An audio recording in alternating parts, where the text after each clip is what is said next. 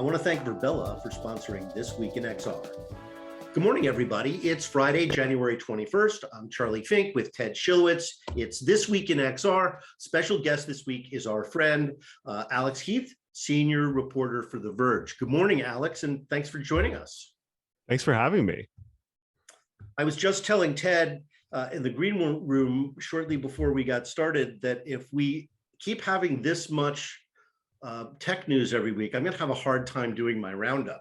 Yeah, because it used to be a thing I get, in an hour or two, but now I'm, I got to reread 50 articles and do triage and then, write slightly knowledgeable, slightly about each story, which is a good metaphor for this podcast.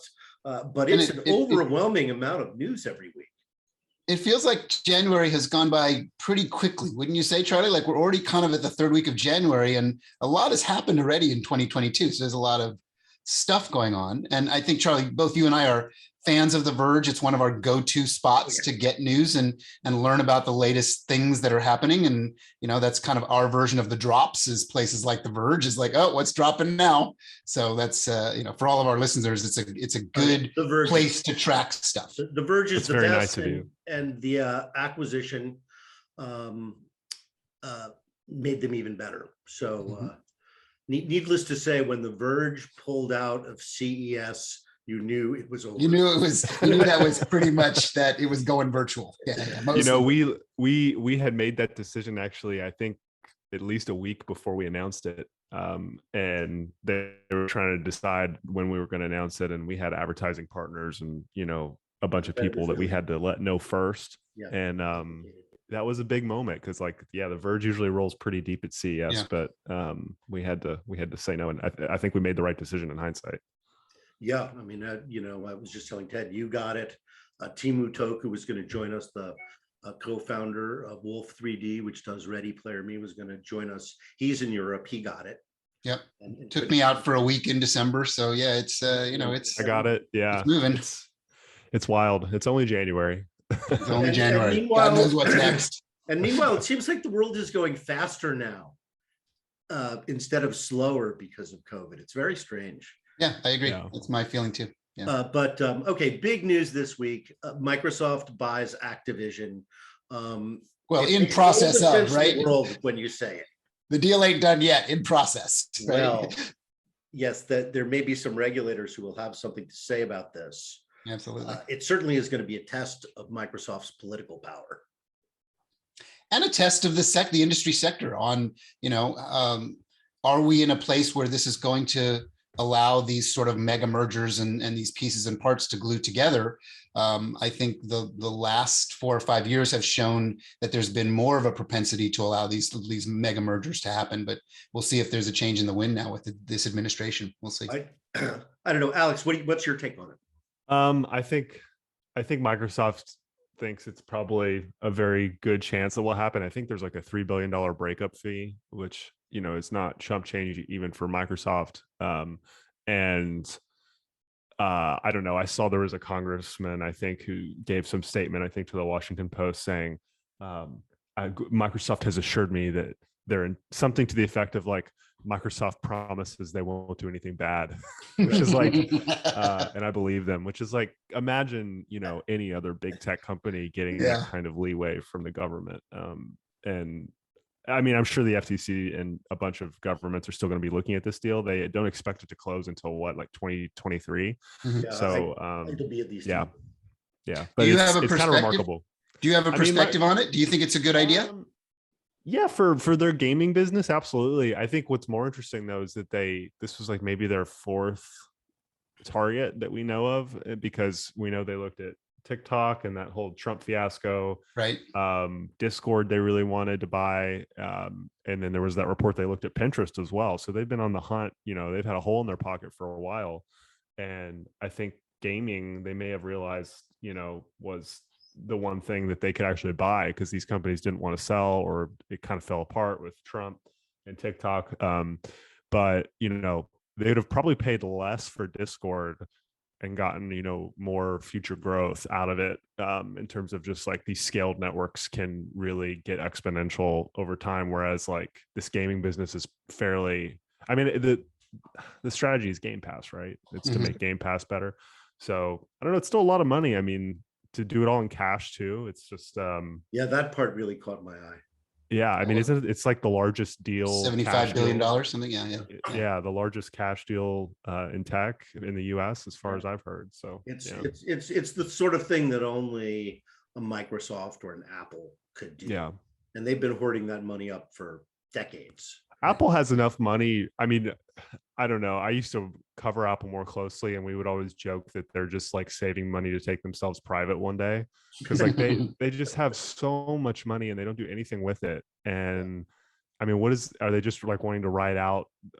You know, Tim Cook is forecasting a decade-long recession or something, and it's like, what is happening over there? Because they could be buying stuff, and they just don't. Yeah. It's not in their DNA. Well, they don't buy big stuff, right? They buy Yeah. companies very young and Yeah. then incorporate them into their overall strategy.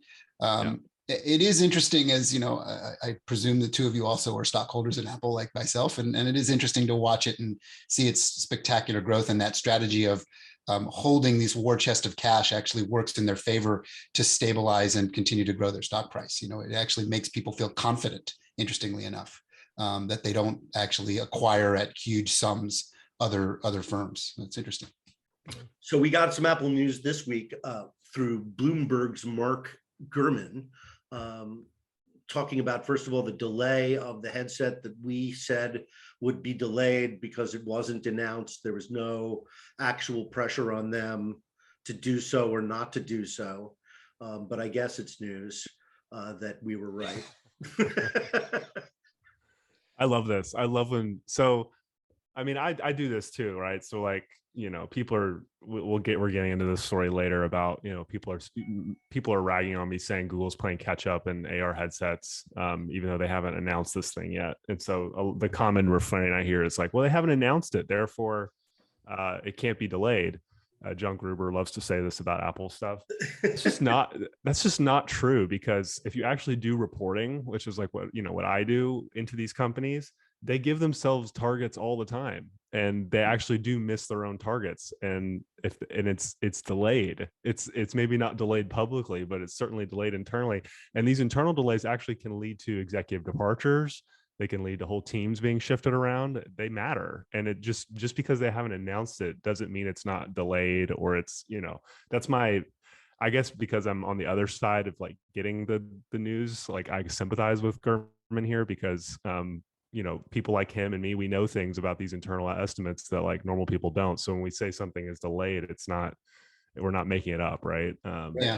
Maybe some people are, but someone like Gurman is certainly not. Well, and from someone who comes from a hardware background, building fairly sophisticated hardware that entered into the professional market, you often use those targets to set stress points against your team and to prove out, you know, is it possible? Is this a device that's going to actually achieve the goals? And then if it doesn't, you kind of have this back to the drawing board strategy. And I think Apple, because of their DNA, uses that back to the drawing board strategy better than almost any company in the world.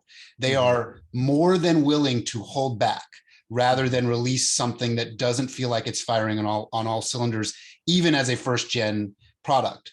And then we had an interesting discussion with Roni, from our friend who started Magic Leap, about the philosophy of, is this that first breakpoint with Apple where they actually have to allow a lesser than perfect device out into the marketplace? And it's a really interesting, because of the sophistication of something like this as a real sea change in how we use visual compute, and all the sort of, you know, attempts at it from all these companies like Microsoft, for example, that haven't quite gotten there yet, but are more than willing to put things out in the public to see.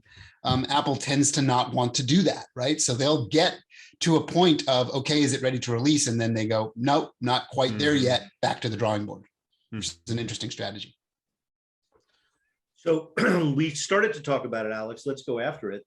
You wrote a great story this week in The Verge about Google's new Skunk Works, which is said to be working on AR glasses, in addition to the other AR plays, I guess, that they have going on with North. And of course, there's an ongoing business with Glass 2, which is popular with enterprises for, you know, basic assisted reality tasks like work instructions.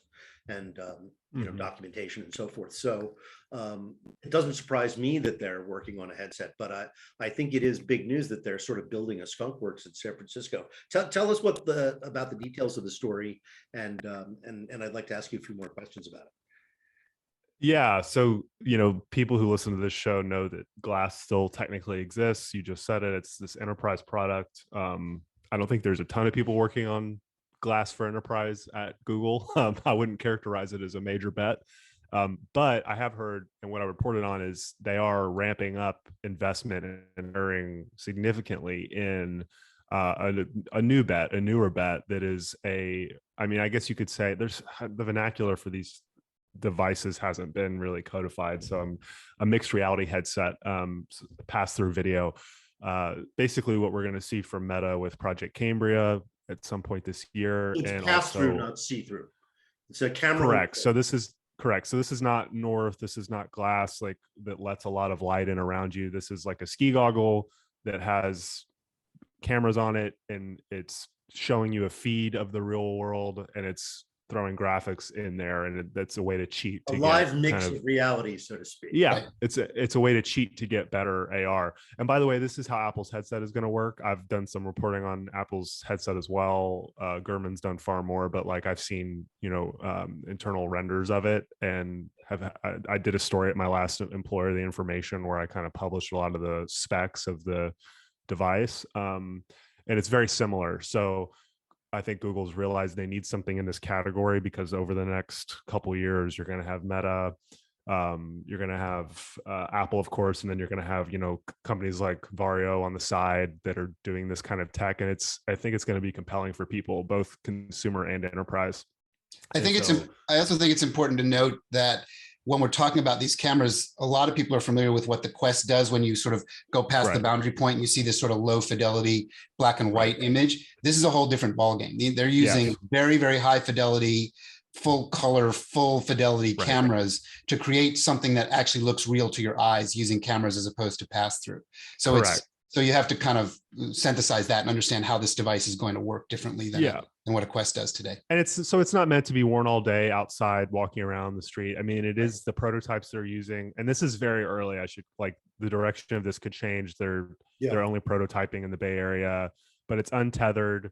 And they're wanting to do some remote rendering with Google's data centers, but it's running custom silicone, and the display tech is supposedly pretty cool. I mean, this is the same organization under Clay Bavor, a VP who reports to Sundar, the CEO, that is doing Project Starline, which was this, apparently very cool tech demo. Two-way video.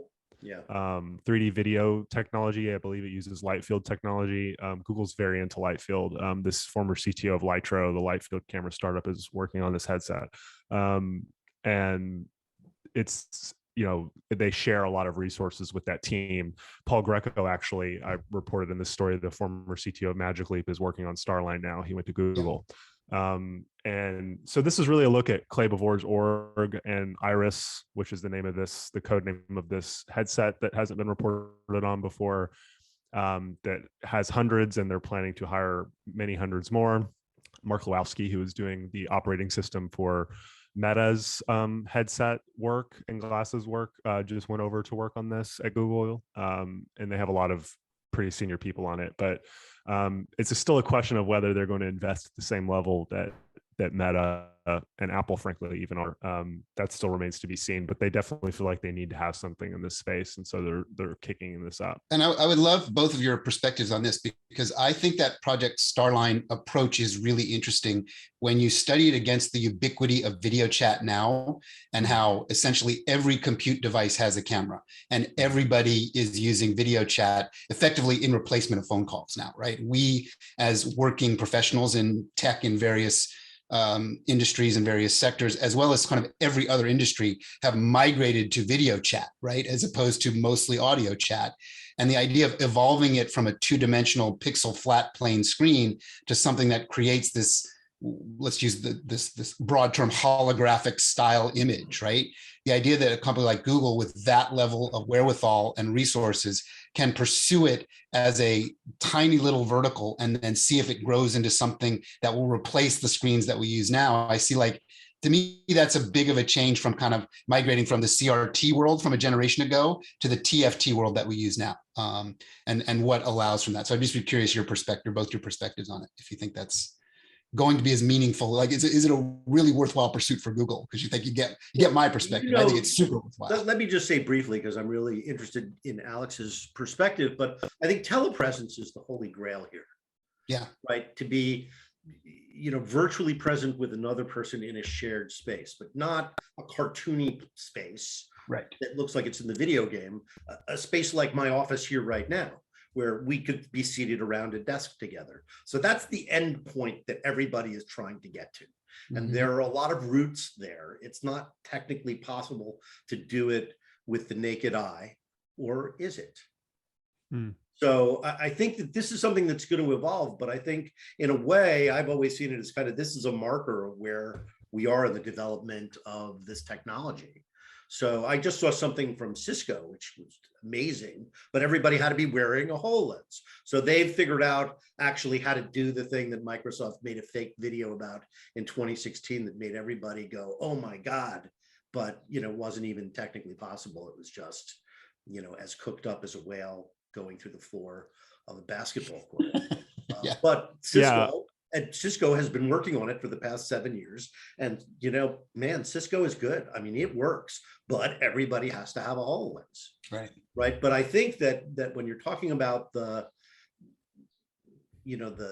screen, the portal screen that they're working on, I mean, that's another way at it, right? It's familiar. We're used to screens. As you said, everybody's working on screens today. So it seems sort of like a natural progression and a lot less friction than putting on, a HoloLens, although very much a single purpose device. So that's sort of the thing about it, right? It's not going to be, unlike Zoom, which can also be your TV screen or, your smartphone, it can only be one thing. I mean, I think if popular, it'll develop from there, but wouldn't it be amazing if your television suddenly became a 3D window into, your friend's house through his television?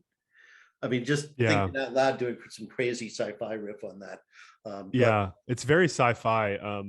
I reported in the story that they're really focused on trying to get the cost of Starline down per unit. They cost, upwards of $50,000 a unit. Mm-hmm. And they're focused on trying to scale that down and also do a pilot program with some other Fortune 500 companies. And interestingly, I think Google wants to use it for its employee base, for its hybrid kind of future permanent hybrid work setup, where you come into the office some days and you're at home some other days. So deploying that across the company, Google's a mass, 100,000 people. That's a big deployment right there. I've never tried Starline, but it's apparently one of the coolest tech demos ever, according to some people who have. And this headset, again, I don't really know, what I know about it's in the story. I don't really know kind of what they intend for it or what its, unique angle is going to be. I think they're figuring that out. I don't think they've identified customer verticals, the main reasons why people are aware of this. Alex, they did acquire North, and I talk about that in the story. It appears that the North team is doing something different. If I had to guess, this is more of a guess than reporting. It's informed guessing. I think they're probably doing, some kind of lightweight smart glasses, not fully immersive like this headset. If I had to guess, it has some kind of Google Lens integration. But they had the V2 of focals that never shipped, and I've heard that things are moving kind of slowly on the north side. They're up in Canada. And I think they're a little separate from this Project Iris thing. Yeah, and we sort of speculate, Charlie and I, and we had other guests speculate on this too, that when you sort of take a step back and you think about all these different devices that are being built, it is a sort of future-looking metaphor of how we use our tech devices today, right? We have home computers, we have laptops, we have tablets, we have phones. They're all ultimately the same thing, just in sort of different form factor and different sort of use cases. And the idea with these mixed reality devices is we're sort of heading down that same road where once it gets fully consumerized, give ourselves a 10-year push here into 2030 and beyond, you're going to have probably 4 or 5 additional devices to your traditional compute devices that you have, especially if you work in some sort of industry where you rely on tech. And you're going to have a lightweight North style device. You're going to have a heavier weight gaming and more immersive mixed reality device. And you're going to have some really exotic stuff if you work in the realm of needing to do virtual communication, which is where this sort of Starline thing. So like if I was on the board of Google, for example, and you had to raise your hand and say, is this a worthwhile investment? Should we take X amount of dollars, X amount of resources and put it towards this? And you also have to kind of look at what Meta is doing with a very publicly announced spend of $10 billion, not over a 10-year gap of time, but theoretically over the year 2022, the year we're in right now, they're going to somehow find a way. This is Brewster's Millions, if you refer to the old movie, to move that much capital to create something that's going to create forward momentum, right? Well, I'll tell you what, I mean, they're basically owning the football playoffs. I've never seen so many Quest. Yeah, Quest ads. Yeah. So, I mean, there's that $10 billion. They'd be spending it. Well, I mean, you all are right. I mean, and it's hard to overstate the effect this has on the talent pool in Silicon Valley, because there's a very limited amount of people with the expertise needed to build a headset and tech like this, as you guys know. Right. And they're very sought after, and Meta is coming in and paying way above market and just basically draining the ecosystem of talent. And so I think, another thing with every other company that's as well resourced as them is thinking, well, we have to, I'm sure Amazon has something going on. They're all like, we have to have something on this space. But it's different when you go to Meta and like the CEO and founder is like personally invested in it. It's like Eye of Sauron is the way someone described it. Duck's focus on this stuff. Yeah. And I don't sense that at Google. I think Sundar is very interested in AR and he thinks it's going to be important. I mean, they did the early investment in Magic Leap. He was on the board for a while. But I don't think it's the same level of like, it's not like a religion like it is for Mark Zuckerberg. Well, and The Verge, I'm sure, I presume, just because I remember where I read it first, reported on that story of that recent sort of like mass exodus of a bunch of folks from Microsoft that went over to Meta. That was I think that was Gurman. I think that was Bloomberg. Yeah, and after I did this Google story, a reader pointed out to me that Bernard Kress, who was kind of the lead optical architect for HoloLens, is now the director of optical engineering for Google AR. So HoloLens has lost a lot of people. Interesting. Yeah. Yeah. So we're coming up on the end of the show, Alex. Thanks again for dropping in and joining us. Yeah, this is great. You've been at The Verge. Can we talk about you personally for just a few minutes? Oh, sure. So you've been at The Verge for 10 months now. Yeah. And did they move you to LA? Is that why you moved to LA, Alex? No, I lived here before. I lived in New York for almost 6 years and realized I wanted to be on the West Coast and didn't want to live in San Francisco. And this was a few months before the pandemic. Obviously didn't know it was going to happen, but moved across the country, got a dog and a bigger place and a car and all those things. And then 3 months later, pandemic hit. So I'm very happy I made the move when I did. You got a little more space for your imprisonment. Yeah, but it's more just it was more just lifestyle and wanting to be on the West Coast. And honestly, the tech scene in LA I find it to be great. There's a lot of people moving here from San Francisco and who work at a lot of these big companies. Meta has a huge AR talent presence out in LA actually now. So I'm if any of your listeners I'm very easy to find at Alex E. Heath on Twitter. Like I'd love to meet, more people in the industry. And I've been covering the AR space for a while, kind of dating back to the first version of Spectacles from Snap and have been following the space very closely. So glad to be on the show. Would you say you're a believer? Like obviously you're reporting on this, but I think a lot of people would like to know from a reporter's perspective. Do you believe that this is a worthwhile pursuit? Are all of us wasting our time or not? Right. So I haven't. Do you believe in the fourth transformation? Yes, exactly. It's really a religious one.